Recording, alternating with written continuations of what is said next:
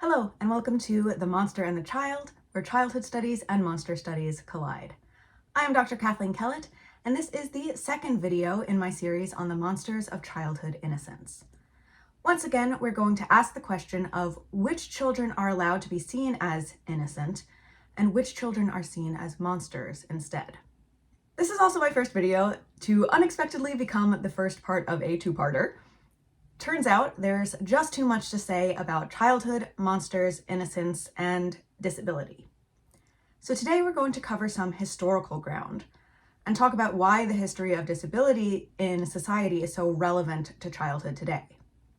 First, I'm going to bring you all the way back to the Renaissance, and then we'll fast forward to the first few decades of the 20th century to discuss two very different monster stories on film: The Black Stork from 1917 and The Infamous Freaks from 1932. Then, in 2 weeks, I'll be back with some more relatively recent monsters from films like The Brood, Orphan, and The Oeuvre of Ari Aster. So if that interests you, make sure you hit the subscribe button so you don't miss the next installment. But for today, I hope you are in the mood for some monster history. Travel with me, if you would, all the way back to early modern Europe, also known as the Renaissance. Fun fact about me: I was first introduced to monster studies as a field of theory and scholarship in an early modern lit class that I took as an undergraduate in Knox College. Shout out to Dr. Laurie Schrader for ushering me into my life's work. In addition to the expected selections from Shakespeare and Milton, Dr. Schrader also included works of nonfiction on her syllabus, including medical texts. Now, to today's standards, early modern medical texts do kind of stretch the boundaries of what we might consider nonfiction, since not a ton of the information included in those documents is anything that turned out to be accurate. But what they lack in real science, they certainly make up for in lots of chewy cultural information that can help us trace the evolution of some ideas about childhood that persist to this day. One such text from that long ago class was Ambroise Paré's On Monsters and Marvels, which I have since had the fun of teaching in a class of my own. It is a wild read nowadays, but at the time it came from a highly respected source.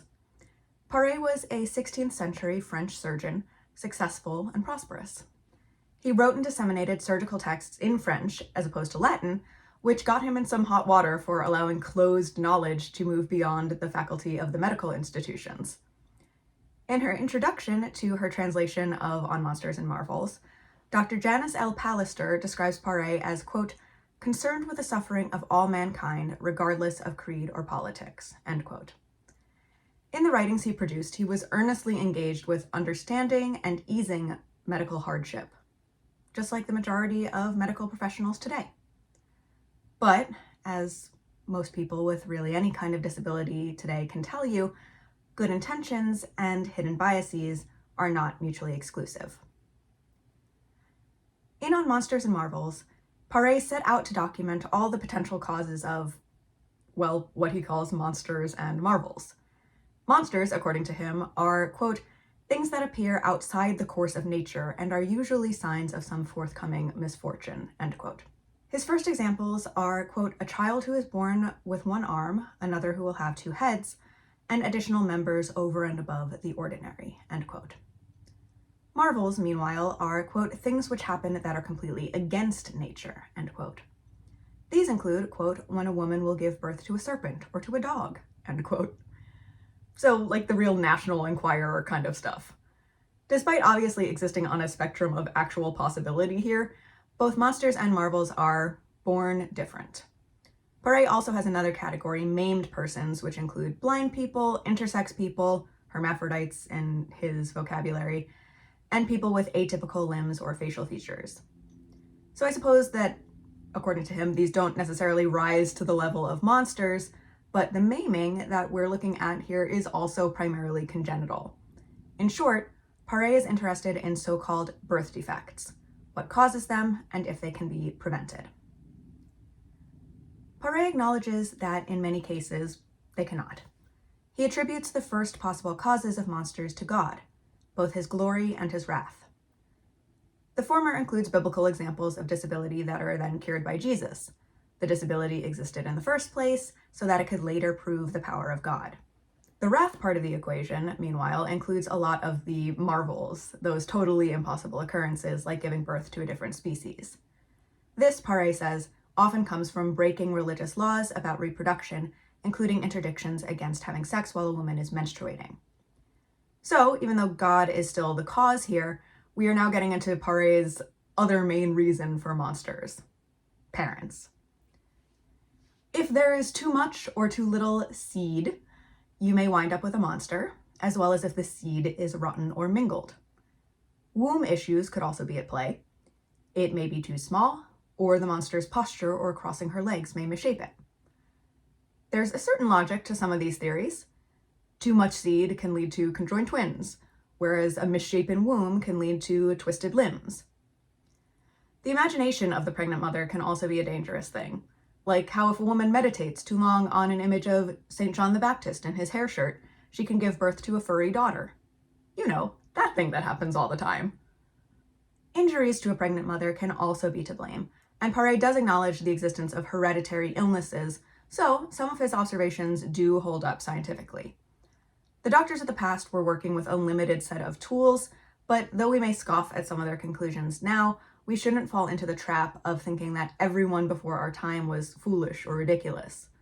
If I were in Paré's shoes, I probably wouldn't come up with half as many legitimate explanations as he did. With that said, Paré does round out his list of the causes of monsters with, quote, the artifice of wicked spital beggars, end quote, and, of course, demons and devils. Like begets like, monsters lead to monsters. But now I'm kind of mixing my metaphors. Demons, and then what Paré calls monsters, though to him both exist, are not in the same category of being. Despite considering congenital monsters bad omens, the people themselves that Paré describes aren't evil. They don't have ill intent. They're just results.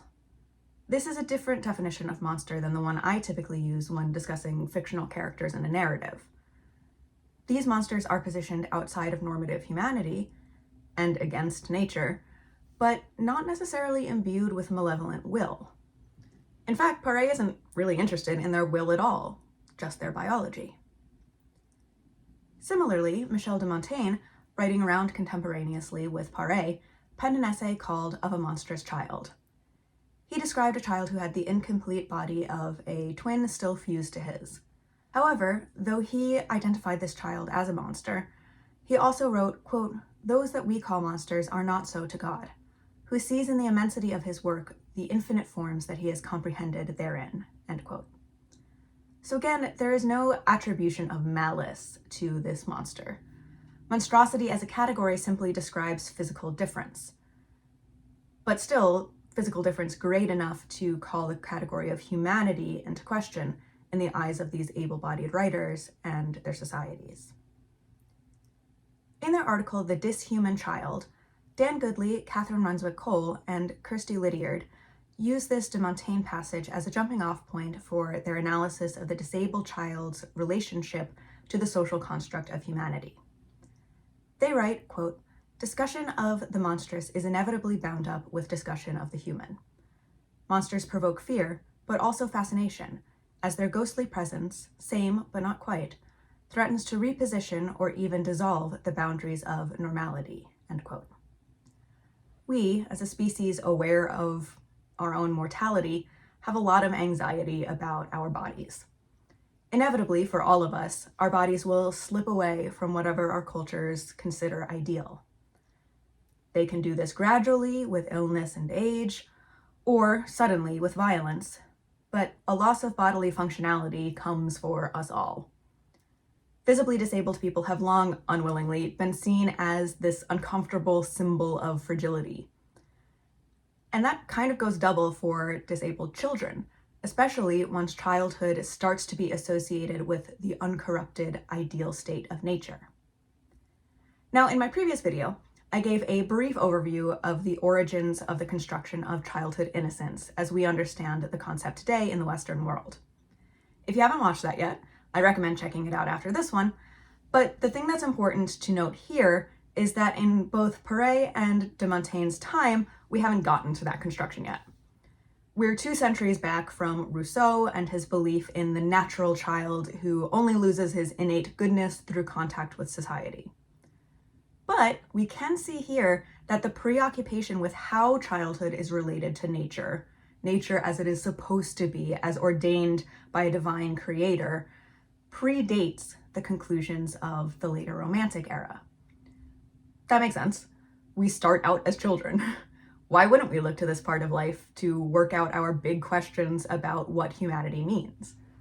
Consequently, a lot of cultural ideas about disability and cultural ideas about childhood are developed in tandem. That also means that if we want to understand the ways that either disability or childhood function in society today, and the ways in which disabled people and children are marginalized, we've got to look at both at the same time.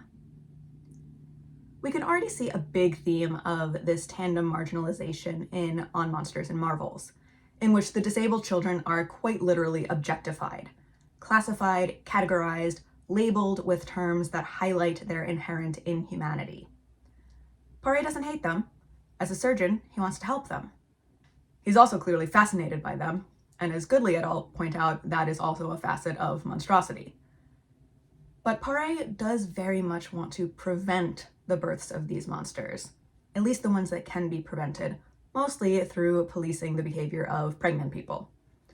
Don't cross your legs, don't imagine too much. If you do, you may give birth to something not quite human.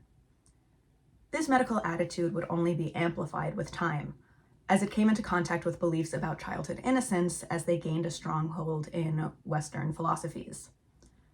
The language of monstrosity was already there, but as issues of innocence and the corruption thereof become more and more important to notions of childhood, that perceived monstrosity of disability moves from objectification to antagonism.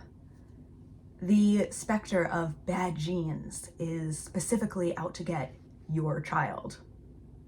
That's right, it's time to talk about eugenics. Allow me to introduce you to the worst movie you've never seen, the 1917 silent film The Black Stork.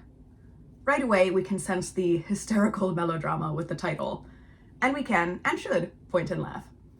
I believe we simply must allow ourselves to mock eugenicists, even as we more seriously oppose them. It's a dangerous ideology, definitely, but it's also so fundamentally absurd. The Black Stork. Calm down.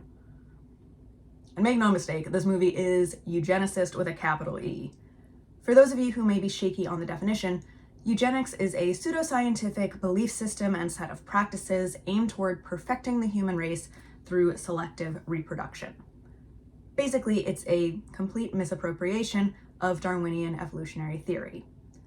In the 19th century, when these ideas were new, a bunch of people, white men, saw the phrase survival of the fittest and thought, hey, we can do that on purpose.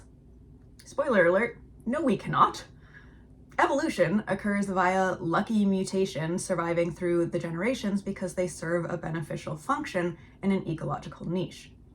It is not a process of perfection. Take the human back. It's shaped the way it is because our distant ancestors benefited from bipedalism for both imminent survival reasons due to habitat changes, and then also holding babies reasons, as brains got bigger and babies were born less able to care for themselves because those big old heads wouldn't come out if they cooked any longer, an issue itself that was compounded by our developing bipedalism, because there's no linear cause and effect here. Instead, it's just an endless feedback loop. General apologies to my human origins professor in undergrad for this not particularly articulate rendition of stuff you taught me about 15 years ago. Anyway, our backs are the way they are because we better fit our long-distant niches that way, but I don't think anyone would argue that this part of our anatomy is perfect. As we age, if we sit too long, stand too long, move too much or too little, sneeze while looking behind you one time, you're gonna mess up your back. That's just part of having a human body. Biological perfection, straight up, is not a thing. As a goal, it is literally physically impossible. Of course, as we know, humanity is not only a biological category, it is a sociocultural one. This is what Goodley et al. Explore in their article. As always, works cited in the description below. They title their work The Dishuman Child precisely because they want to call attention to the negotiations around our cultural ideals about humanity that disability forces us to have. Goodley et al. Write, quote, "We want to ask what disability does to typical, common-sense normative human categories of adult, child, youth, and family. How might disability affirm some of the ways in which these categories are lived out, whilst simultaneously demanding new ways of living, dis-life? When we think of the goals of capitalism, science, medicine, and citizenship, what assumptions are these huge societal practices based upon, and in what ways does disability disrupt those assumptions? Dis-capitalism, dis-science, dis-medicine, and dis-citizenship." End quote.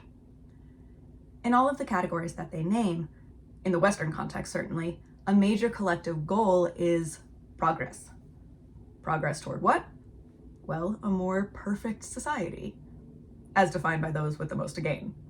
When the impossibility of this perfection by things like disability are made clear, you can either renegotiate your definitions, as Goodley et al. Encourage us to do, or try to eradicate the problem.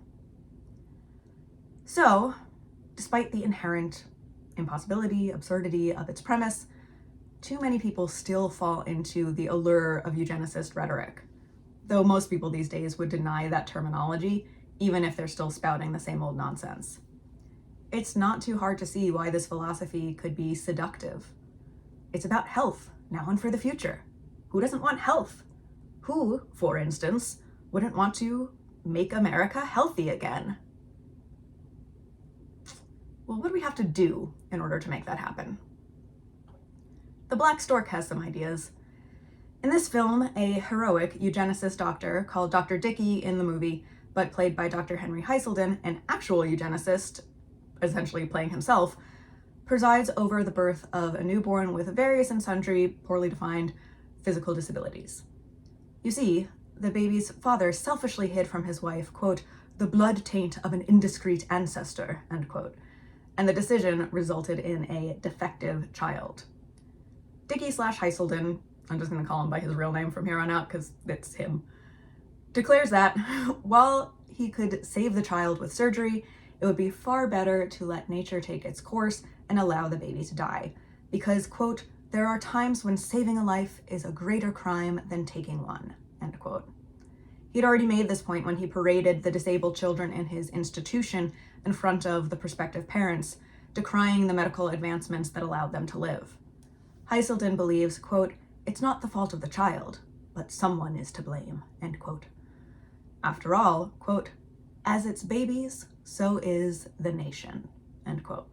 The new mother, however, does not heed his warning and summons other surgeons to save her child, even though Heiselden protests that doing so is against the will of God, who clearly wishes for this child to die. So begins a lifetime of despair.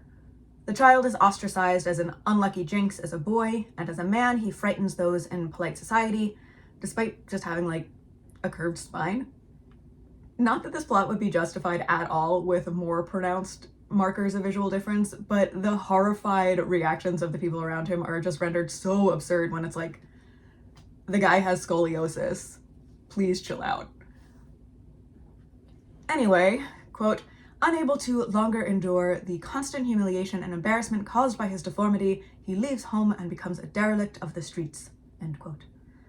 He eventually decides to go kill his mom for her crime of having him, but he can't bring himself to go through with it. He then goes to kill Heiselden, but upon reading his eugenicist writings, he realizes that he couldn't be to blame either. So finally, he goes to the doctor's lounge filled with the physicians who saved him as a baby and opens fire. He serves a prison sentence, but then after his release, he finds a disabled woman and starts a family, at which point, quote, "the horrible evil grows and grows," end quote. He and his malformed children live in abject poverty. But then, the mother wakes up. It was all a dream. The child is still a newborn, and with relief, she gives the go-ahead to Heiselden to euthanize him. Heiselden administers the lethal drug, and a ghostly Jesus receives the baby soul. Innocent, but only in death. So, there's a lot going on there. The Black Stork is miserable to watch. Even in its time, no one thought it was a well-made movie, whether or not they agreed with its premise. But there are two details that I think are super important for any discussion about childhood disability and monstrosity. One is that euthanasia scene in which Jesus receives the baby. Throughout the film, the disabled son is depicted as a monster, against the natural laws of humanity and ultimately antagonistic toward humanity. Unlike Paré's monsters, who are only unnatural, this character does become evil. Even when he's not committing direct gun violence, he and his eventual family are a drain on society. They actively make the world worse for other people, according to the film. Because of this man's disability, he becomes a derelict, a drunk, and a violent criminal, and his offspring are doomed to the same fate. But as soon as the nightmare ends and the baby dies, his natural childhood innocence is restored to him, just as the natural and literally divine balance of life and death is restored, with only the strong surviving. Heselden says it's not the child's fault, at least initially, but the innocence of the disabled child is not imagined in the same way as the innocence of the able-bodied child. The dead baby's innocence is the beautiful, sinless sacrifice of martyrdom, of ending so that others may thrive. But able-bodied innocence is imagined as a promise for the future. That's the other detail that really stuck out to me in this movie. Quote, "As its babies, so is the nation," end quote. I talked in my last video about how Rousseau imagined childhood as a state of deep connection to nature, including what he believed was original human nature, unencumbered by the corrupting influences of society. If a child is given a natural education, allowed to learn through experience and delay social influence, he, and we are definitely talking he here, can grow up to be a better sort of adult than the ones he inherits the world from. Childhood innocence may not last forever, but if cultivated correctly, it can transform into moral adulthood. What I see in eugenicist propaganda like the Black Stork is an offshoot from this construction of childhood innocence as a force for good in the future. We need to invest, eugenicists argue, in the right children so that they can become those moral adults, which, due to the pervasiveness of the Protestant work ethic in, for example, American society, means productive adults. Innocent childhood must be able to grow into the kinds of national citizens who will, make America great by being part of the systems of labor and capitalism that grow the strength of the nation. If a child cannot do that, then the only way to maintain the innocence of childhood, to be a force for good instead of a monstrous force for evil, the child must perish before becoming an unproductive adult. That's eugenics. This is why the social study of childhood is so important for understanding these systems of ableism. Constructions of innocence are so tied up in constructions of futurity. We safeguard the former to ensure the latter. But what do we imagine as a worthy future? Whose futures do we care about? And what kinds of futures do we fear? To explore these questions, let's look at another controversial movie of yesteryear, Tod Browning's 1932 film Freaks. This movie has spent decades being banned and censored, and it essentially ruined Browning's career, even though just a year earlier he had put out the iconic Dracula. It takes place in a traveling circus of which the freak show is a large part. The sideshow performers generally get along well with the able-bodied performers of the circus, and they have formed a tight-knit community. Though Freaks is billed as a horror movie, it really isn't one until the very end. Most of the runtime is dedicated to vignettes of circus life that humanize the disabled performers, who are played by actual circus sideshow performers, to an extent that can surprise modern audiences. Browning himself had spent a great deal of his life working within circus environments, so he had also forged friendships with people deemed freaks. He portrays them as having the same kinds of concerns and interests as anybody else, including romantic interests. Now, sometimes this is played for laughs, particularly in the case of conjoined twins and their distaste for one another's suitors. The audience is clearly assumed to be primarily able-bodied. Otherwise, the pointed normalcy of the freaks would not be as surprising or ironic as it is framed as being. But there is also a real sympathy for and with the performers.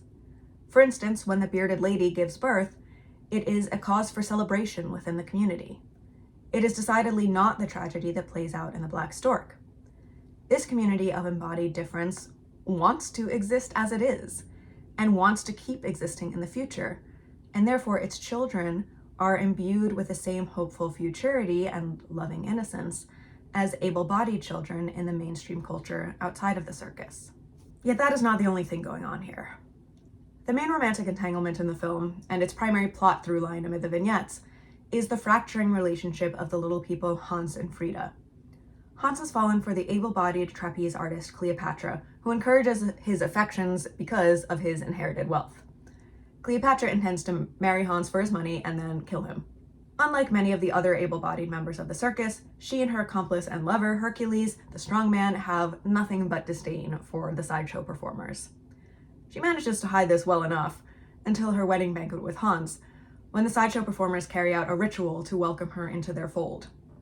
They pass around a goblet of wine as they chant, "Gooble gobble, we accept her, gooble gobble, one of us, one of us." Drunken and enraged, she yells, "No! Dirty, slimy freaks!"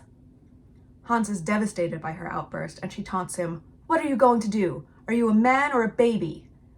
He protests, "Please, please, you make me ashamed." In what I personally think is the most upsetting sequence of the film, Hercules then forces Hans onto Cleopatra's shoulders, and she capers around with him on her back as though he were a child, while he covers his face. Eventually, the sideshow performers discover that not only is Cleopatra awful, she's also actively murderous. Only then do we transition into horror. The sideshow performers pursue Cleopatra and Hercules through the rain. Armed with knives, they crawl through the mud under the circus carts. The visual language of the film clearly becomes that of the horror genre, entirely different from the previous straightforward shots of domestic vignettes. And the viewer is very much positioned in the perspective of the able-bodied would-be victim. Again, that able-bodied assumed audience has been present throughout the film, but while previously we were positioned to be sympathetic, and to an extent we still are because we're still not supposed to like Cleopatra, we are now, in this moment of violence, also positioned to fear the disabled, and to fear disability itself. Because that is the vengeance that is enacted upon Cleopatra. She is mutilated, tarred and feathered, with her limbs and tongue destroyed.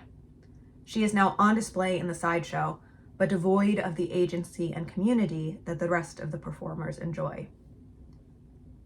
So, what do we do with all of that? A ton of critical ink has been spilled about Freaks, and there are lots of scholarly opinions about how to read this film. Personally, I kind of approach it the same way I talked about Uncle Tom's Cabin in my previous video. It is a more humanizing than average for its time attempt to depict an oppressed minority from a member of the majority, but it also definitely reproduces a ton of damaging tropes and stereotypes.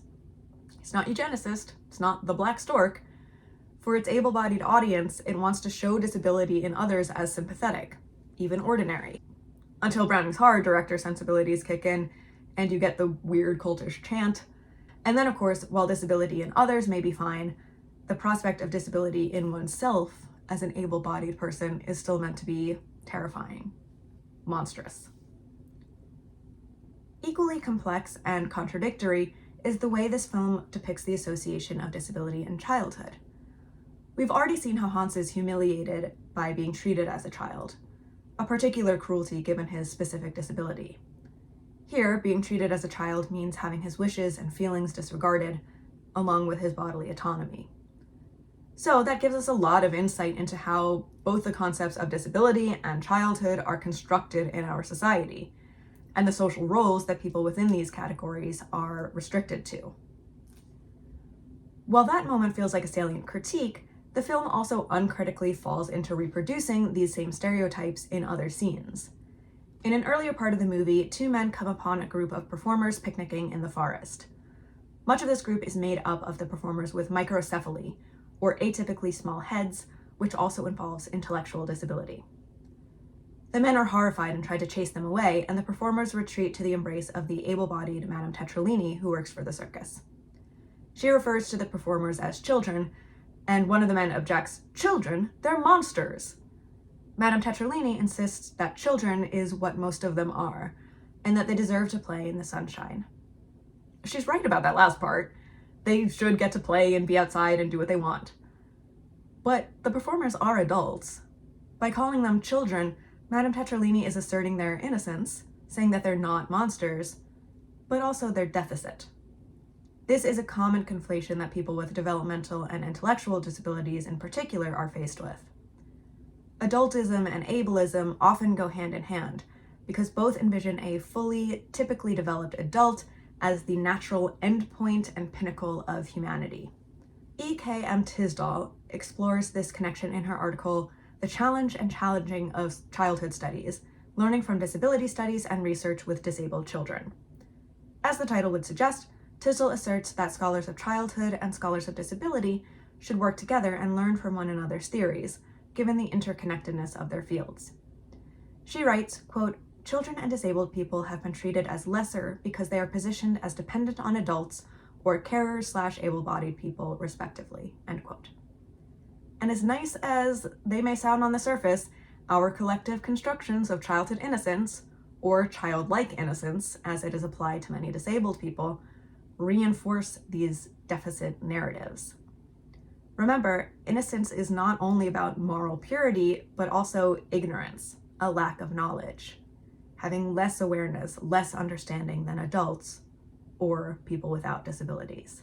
And while Freaks advocates for sympathy, even genuine fondness for these people, it still demonstrates how these lesser categories of humanity are seen as a horrifying place to be for those who have, temporarily, risen above them.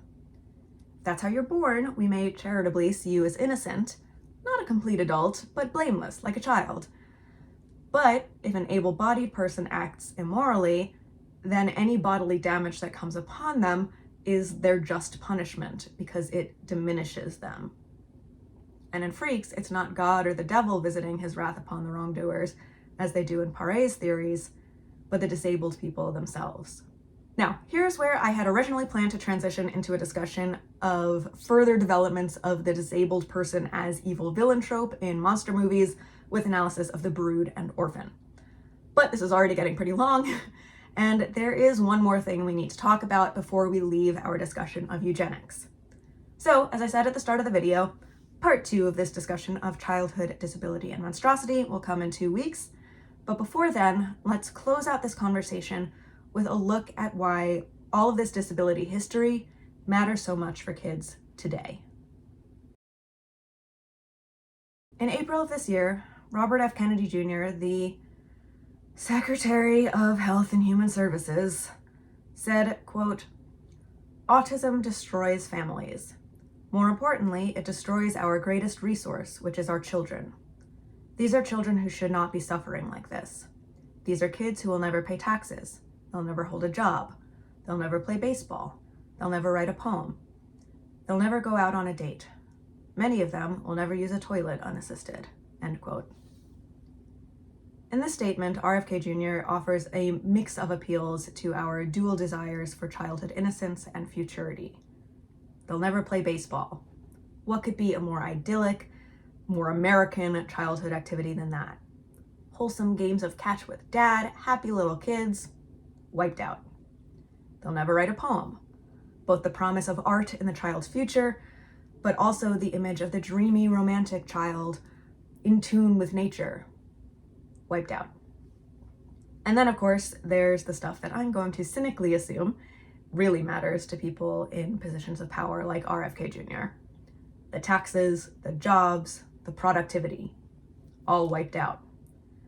He literally calls children our greatest resource. In other words, as its babies, so is the nation. So yeah, the highest health official in the American government is openly agreeing with the monster-sizing rhetoric of the black stork. Autism is clearly his favored monstrous disability. He personifies, but certainly does not humanize, this diagnosis and imbues it with malevolent will. Autism destroys families. It's out to get you and your kid. It is the horrible evil, in the words of Henry Heselden. Disability becomes monstrosity itself. And remember, monsters in rhetoric like this are metaphors, narrative metaphors. Every monster is also a monster's story, and that story has victims and heroes, as defined by the story's narrator.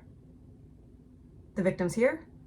Well, according to our narrator, Bobby, the innocent children. And the heroes? Well, wouldn't you know it, it's all Bob himself, by fearlessly going to war against the monster. But this story does not match reality. Autism is not an autonomous entity. It does not exist outside of the people who have it. The only way the monster can be identified is by pointing at the body minds of autistic people, by making them, the real people, including real kids, the monsters in this story. If childhood is defined by innocence and by the promise of futurity, then those kids who cannot embody those ideals in the way that people like RFK have come to define them get kicked out of the category of childhood and the category of humanity and into that category of monstrosity. These monster stories have material consequences in children's lives. And when we're talking about bodies and brains, those consequences can be, and too often are, death. The eugenicist storytelling of the Black Stork reframes the disabled child's death as a good thing. Eugenics literally means good birth, but really it's a belief in the existence of good deaths. Whether via euthanasia or sterilization or the phasing out of disability through perfect breeding, reminder, literally impossible, eugenics celebrates death, welcomes it, valorizes it. It puts death in the role of the hero of the monster story. In an article for the blog Science-Based Medicine, oncologist David Gorski analyzes the broader anti-vax movement in the context of eugenics. This article also came out in April of this year, after a second child had died in the Texas measles outbreak. Gorski borrows the term soft eugenics from an episode of the Conspirituality podcast hosted by Derek Barris and Matt Remski. He does so because, quote, eugenics, after all, implies the active removal of those thought to be inferior, either through sterilization or outright killing, and say what you will about RFK Jr. and the anti-vaccine movement, it's difficult to accuse them of actively doing that. What the anti-vaccine movement does, and has always done, is basically let nature take its course, i.e. let nature do the culling. The child who survives was fit, the child who doesn't, wasn't, end quote. That's probably a fair distinction to make in terms of actual medical practices. It's true that RFK Jr. and his ilk aren't literally euthanizing anyone like Heselden, but in terms of the philosophy, the similarities are much greater than the differences. Dr. Gorski notes that this approach of naturally culling the herd was rampant during the height of the COVID pandemic, when mask and vaccine skeptics were constantly stressing that COVID was only deadly for those with underlying conditions. Even if that were true, which it is not, that only matters at all if there is an underlying assumption that those deaths are less bad than the deaths of non-disabled people, that those deaths are maybe ultimately even a good thing. The weak die, the strong survive. The children with real futures, the futures the nation wants, get to become adults. And the dead children? Well, once they are no longer a monstrous threat to the health of everyone else, then they can reclaim their innocence in Jesus' arms, just like in the Black Stork. So that's where part 1 of this topic ends. I don't have a way to pull out of the downer ending on this one, folks, other than to say we need to be willing to engage in the project of renegotiating our ideas about humanity, as laid out in the scholarship of people like Goodley et al. And these essays on monster stories are my way of contributing to that project in whatever way I can. I hope that you're enjoying these efforts, or at least finding them thought-provoking when they're too dark to really enjoy. If you are, then please go ahead and like the video, subscribe to the channel, and leave a comment down below. I would love to grow this channel into a strong public space for discussion, and any engagement you can give the video helps me to do that. In 2 weeks, I will be back with part 2 of this topic, so I hope to see you back here on The Monster and the Child for more monstrous food for thought.